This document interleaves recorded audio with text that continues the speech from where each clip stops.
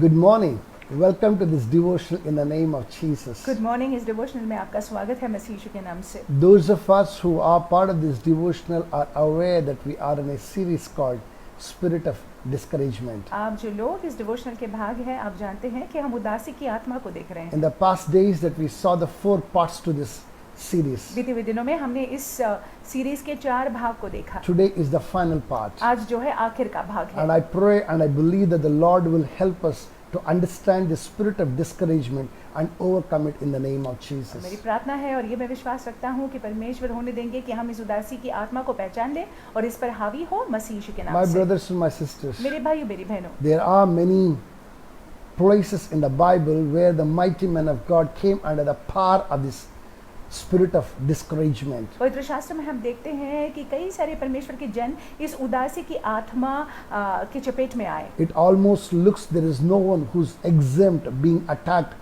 from this spirit called spirit of ये discouragement. ऐसा लगता है कि ये उदासी की आत्मा जो है हर कोई को परेशान करता है, But in Christ you are an overcomer. लेकिन मसीह में हम जयवंत हैं। In Christ we all are overcomer. मसीह में हम सभी लोग जयवंत We हैं। don't have to fear or fret. हमें डरने की जरूरत नहीं है, We need भयभीत to, होने की we जरूरत need to नहीं है। only look unto the Lord, हमें परमेश्वर की ओर देखना who is है, the author and finisher of our faith. जो हमारे विश्वास के शुरुआत और अंत भी है। We are strongly looking at Elijah the prophet in the Old Testament. पुराने नियम में एलिया नबी को हम देख रहे There's हैं so much to learn from this man's और life. इनके जीवन से हम बहुत कुछ सीख सकते हैं। We saw how Elijah did great and mighty exploits for the Lord. हमने देखा कि कैसे एलिया ने परमेश्वर के लिए अद्भुत आश्चर्यजनक कामों को When he किए, was at the top of his spiritual self, जब अपने आत्मिक आप के बहुत ही उत्तम स्थान में वो that थे। he was attacked by this spirit called spirit of ये discouragement उदासी की आत्मा ने आक्रमण किया, that made him to run for his life. जिसकी वजह से जो है वो अपने प्राण को लेकर भाग गया। In this devotional, we are looking at each and every aspect of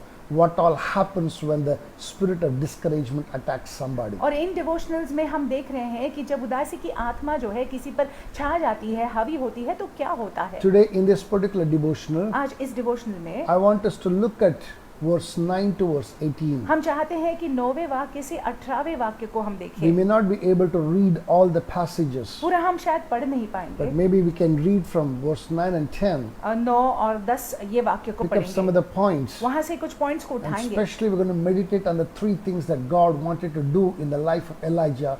In turn, today, this morning, He is looking to do the same thing in your life. और हम देखने वाले हैं 3 बातें जो एलिया के जीवन में परमेश्वर करना चाहते थे और वही बातें हमारे जीवन में भी परमेश्वर करना चाहते हैं। I'm reading for you in the New King James Version.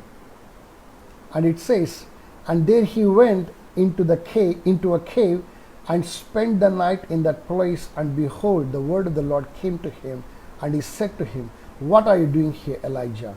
Verse 10, so he said, I have been very zealous for the Lord of hosts, for the children of Israel have forsaken your covenant, torn down your altars, and killed your prophets with the sword. I alone am left, and they seek to take my life. और मैं हिंदी में पढ़ने का प्रयास करती हूँ। पहले राजा की किताब 19वां अध्याय 9 और 10। वहाँ वह एक गुफा में जाकर टिका और यहोवा का यह वचन उसके पास पहुंचा कि हे एलिया, तेरा यहाँ क्या काम। 10वां वाक्य, उसने उत्तर दिया, सेनाओं के परमेश्वर यहोवा के निमित्त मुझे बड़ी जलन हुई है, क्योंकि इज़राइलियों ने तेरे वाचा टाल दी और तेरी वेदियों को गिरा दिया और तेरे नबियों को तलवार से घात किया है, और मैं ही अकेला रह गया हूँ और वे मेरे प्राणों के भी खोजी हैं। Hallelujah. Hallelujah. I want us to understand that when the spirit of discouragement attacks somebody, आप ये समझ लीजिएगा, जब उदासी की आत्मा जो है किसी पर हावी होती है, number one thing that they do is they remove their eyes from God and they begin to focus on themselves. तो पहली बात ये हो जाता है कि वो लोग जो है अपनी दृष्टि परमेश्वर से हटाकर अपने ऊपर लगाना चालू कर देते They हैं। disalign themselves from the will of God and they begin to seek their own will. परमेश्वर के इच्छा से भटक जाते हैं, अपनी खुद की इच्छा की खोज में लग जाते हैं। Very importantly, महत्वपूर्ण, after doing that, और ये करने के बाद they begin to run and seek their own safety. वो भाग जाते हैं और अपनी खुद की सुरक्षा के लिए ढूंढते हैं। And that's exactly what happened in the life of और Elijah. एलिया के जीवन में भी ऐसा हुआ, And he ran for his safety. और वो जो है सुरक्षा के लिए भाग गया। When Elijah was running like that, जब एलिया ऐसे भाग रहा था, God was closely watching him. परमेश्वर नजदीकी से एलिया को Though देख रहे थे। Elijah separated himself from God, Elia ने अपने आप को परमेश्वर से अलग किया, God did not separate himself from लेकिन him. परमेश्वर ने एलिया से अपने आप को अलग He नहीं watched किया। over him. परमेश्वर की नजर एलिया पर बनी protected रही, him. सुरक्षित एलिया को He रखा, preserved him, बनाए रखा, बचाए took care रखा, of him, और उसकी देखरेख की, fed him, उसको खिलाया, and also gave him a drink to drink, पिलाया भी, strengthened him, उसको बलशील बनाया। and then brought him to Mount Horeb. और उसके बाद जो है होरेब पर्वत पर परमेश्वर एलिया को And ले आए। here in these particular verses we can see Elijah is in Mount Horeb. और यहाँ पे इन वाक्यों में हम देखते हैं कि एलिया जो है होरेब पर्वत पर है। The word of God says that he entered into the cave and he stayed there for that night. और वचन में लिखा हुआ है कि वो उस रात जो है गुफा में गया और वहां पे ही बना रहा। My brothers and my sisters, मेरे भाई मेरी बहनों, God did not call Elijah to live in the cave. परमेश्वर ने एलिया से कहा नहीं था कि जाकर जो है गुफा में रहो।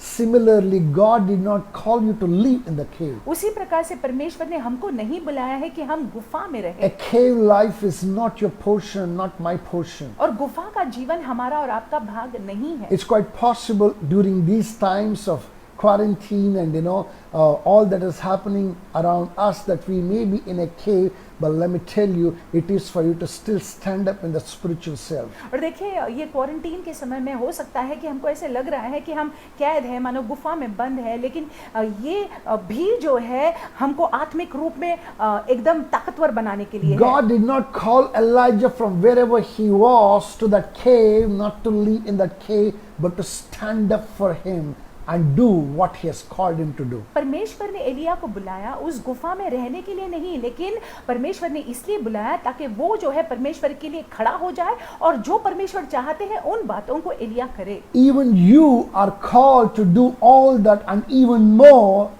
even as you are in this cave. और देखिए इन समयों में आपको भी परमेश्वर जो है बुलाते हैं और आपसे भी अपेक्षा करते हैं कि आप उनके लिए खड़े हो जाए और उनके लिए काम करें और ज्यादा काम There करें। are three things that the Lord wanted to accomplish in the life of Elijah. तीन बातें परमेश्वर चाहते थे कि एलिया के जीवन में संपन्न हो। Even in these days, the Lord is looking to accomplish the same three things in your life and my life. इन दिनों में भी परमेश्वर यही तीन चीज चाहते हैं कि आपके मेरे जीवन में पूरा हो। Number one thing that God wanted to do in the life of Elijah was that he wanted to confront his will. और पहली बात जो एलिया के जीवन में परमेश्वर करना चाहते थे वो ये है कि परमेश्वर जो है उनकी इच्छा को बताना चाहते थे, दर्शाना चाहते थे। Verse 9 says, and there he went into a cave and spent the night in that place, and behold, the word of the Lord came to him, and he said to him, what are you doing here, Elijah? और एलिया जो है वो गुफा में गया और वहां पे जाकर टिक गया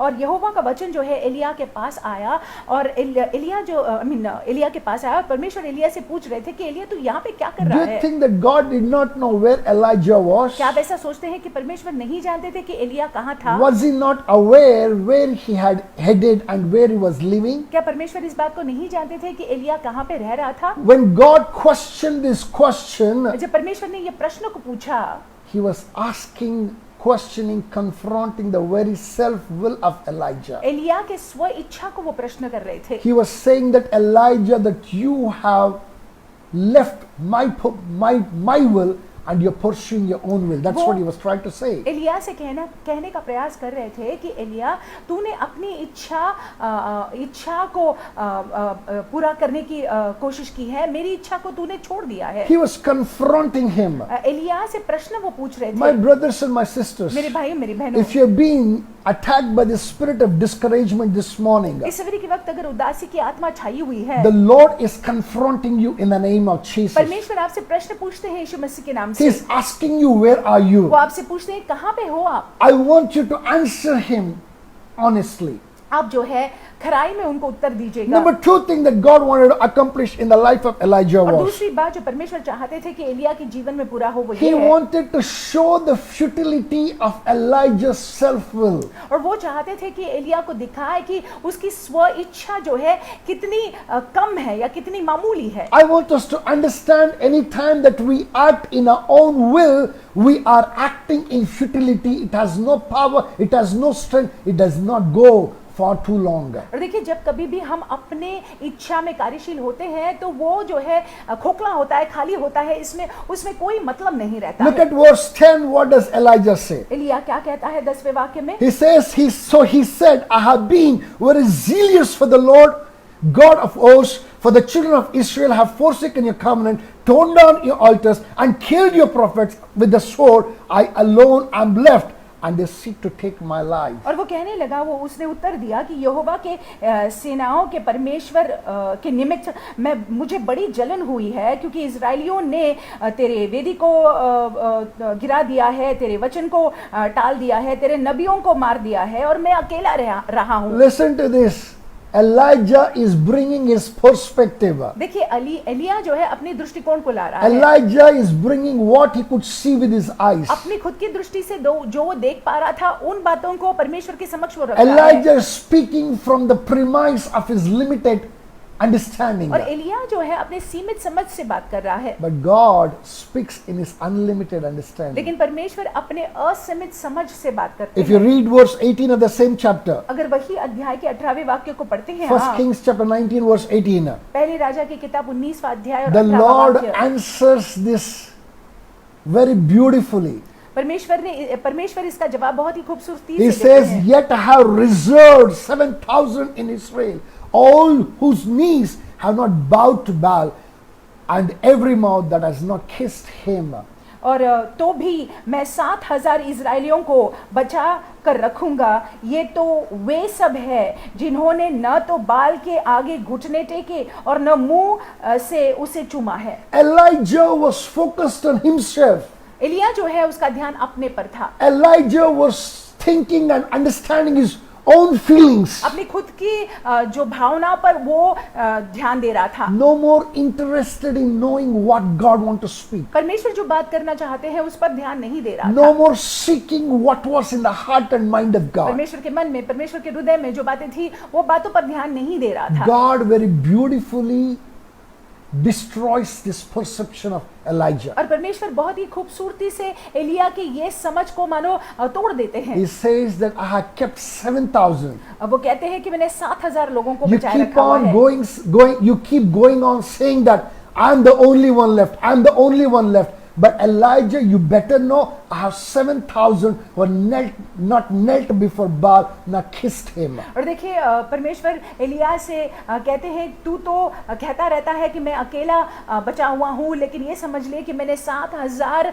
लोगों को जो है बनाए रखा हुआ है। इन्होंने ना तो बाल के सामने घुटने टेके हैं और ना तो उसको चूमा हुआ है। Listen to this. Soon Your लीजिएगा, perspective is limited. आपकी दृष्टिकोण जो है वो सीमित है, God's perspective is unlimited. परमेश्वर की दृष्टिकोण असीमित है। Don't try to weigh God with your limited mind. अपने सीमित मन से परमेश्वर को तोलने की कोशिश मत Don't कीजिएगा। ever try to fathom Him with your limited अपने understanding. सीमित समझ से परमेश्वर को आप जो है समझने का प्रयास करेंगे तो नहीं Our समझेंगे। mind and our understanding is all futile. हमारा मन और हमारी समझ जो है वो बहुत कम है, But when we align ourselves with the will of God, लेकिन जब हम परमेश्वर की इच्छा में अपने आप को when लगाते we हैं, align ourselves to what God wants to do in our life, जब हम अपने आप को उन बातों में लगाते हैं जो परमेश्वर हमारे जीवन में करना चाहते we हैं, become limitless. तो हम असीमित हो जाते हैं। Number two, और दूसरी बात, he wanted to show the futility of Elijah's will. परमेश्वर दिखाना चाहते थे कि एलिया की स्व इच्छा में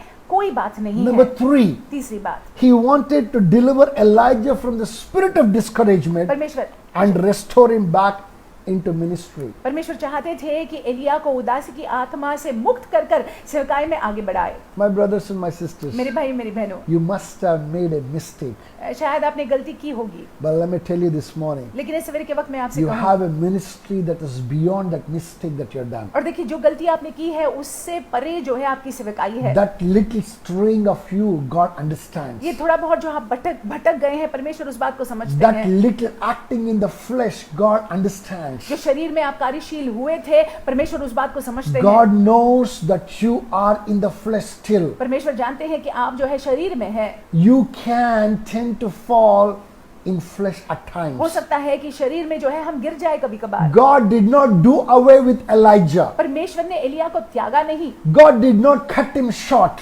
परमेश्वर ने एलिया को त्यागा नहीं, God did not leave him. परमेश्वर ने एलिया को छोड़ा नहीं, But God delivered him from the spirit of discouragement. लेकिन परमेश्वर ने एलिया को उदासी की आत्मा से मुक्त किया, The आजाद word of किया। God says between in the after verse 10, after 11, you can see there. और 10वें 11वें वाक्य के बाद आप देख सकते हैं, The Lord called him out of the cave. परमेश्वर ने एलिया को उस गुफा से बाहर As बुलाया, he stood there, और जैसे वो वहां पे खड़ा there था, was a mighty wind. वहां पे एक हवा चली, जोर की हवा। God was not there. परमेश्वर वहां पे नहीं And थे, there was fire. और वहां पे आग हुई, हुई, God was not there. आग में परमेश्वर नहीं थे, There was an earthquake. वहां पे भूकंप हुआ, God was not there. परमेश्वर नहीं थे। But after these three great and mighty things, ये 3 बातों के बाद this wonderful God ये अद्भुत who परमेश्वर loved जो Elijah एलिया से बेहद प्रेम करते थे, spoke to Elijah in a still small voice. Elia से वो बात करते हैं बिल्कुल ही सौम्य आवाज के He साथ। was telling him, वो उनसे कह रहे थे, Elijah, Elia, don't try to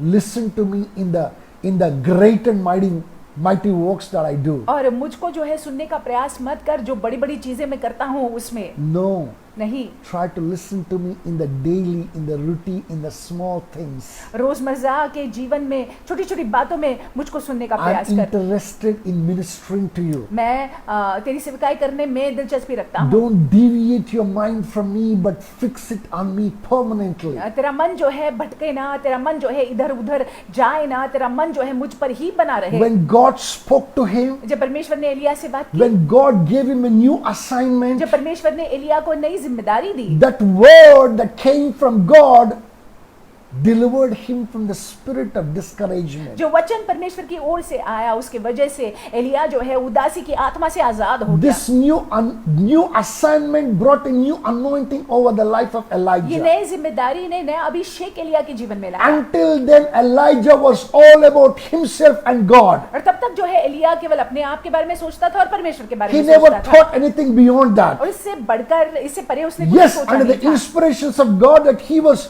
ministering to, he was serving God unto Israel. और हाँ वो इज़राइल देश की सेवा करता था, परमेश्वर की सेवा करता था, But nothing beyond that. लेकिन उससे बढ़कर नहीं, But उससे परे नहीं। here God gave him a new assignment. लेकिन यहाँ पे परमेश्वर ने नई जिम्मेदारी दी, And with that new assignment came the new anointing. और वो नई जिम्मेदारी के साथ नया अभिषेक आया, And that new anointing restored him back to God. और वो नए अभिषेक ने उसको पुनः परमेश्वर में स्थापित कर My दिया। brothers and my मेरे sisters, भाइयों मेरी बहनों, I want to tell you this morning, इस सवेरे के वक्त मैं आपसे कहना the चाहता हूँ, Lord is looking to speak to you in the still small voice. परमेश्वर जो है वो सौम्य धीमे आवाज से आपसे बात करना चाहते हैं। Hearken your ears to Him. अपने कानों को उनकी ओर लगाइएगा। In the small things and in the little things that He wants to minister to you. छोटी छोटी बातों में वो आपसे बात करना चाहते हैं। Don't expect Him to speak to you in a mighty and magnificent voice. आप इसको मत, इसके ताकत मत रहिएगा कि परमेश्वर बड़ी बड़ी आवाज में आपसे बात करेंगे। Try to hearken your ears to that still small voice. वो सौम्य आवाज की ओर अपने कानों को लगाएं। He is a faithful वो God. विश्वास योग्य है। He is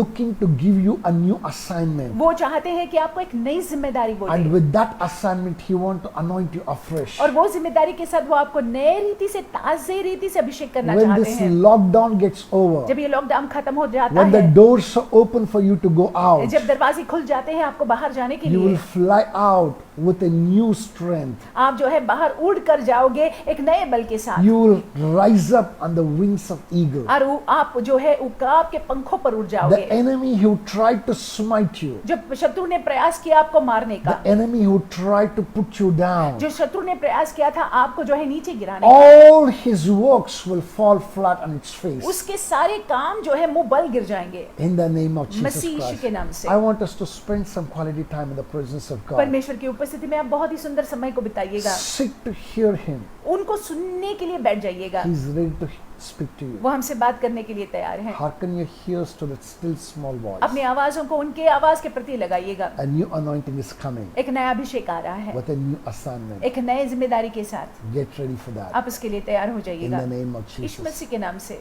I believe that you are ready for that. मैं